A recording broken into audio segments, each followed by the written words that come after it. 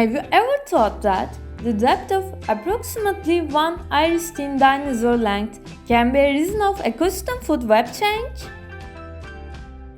In late 1800s, people probably didn't think about this issue, while they were opening Suez Canal, which connects Red Sea and Mediterranean Sea.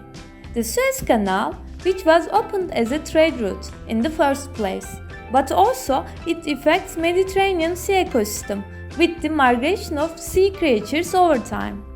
In my study, I will model the ecosystem food web for Turkish coast of East Mediterranean and the fishery effects of the fish species, which migrates from Red Sea to Mediterranean Sea.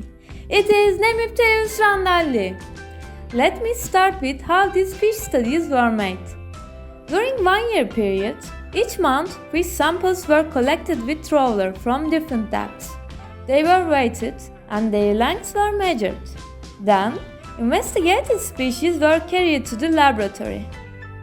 What about others? No worry! Others such as thornback rays were released to the sea. In my study, I analyzed stomachs under microscope after separating them from the fish. I identified the stomach contents of Nemipterus randalli. Each stomach had different contents, such as shrimps, crabs, fishes, and even starfishes.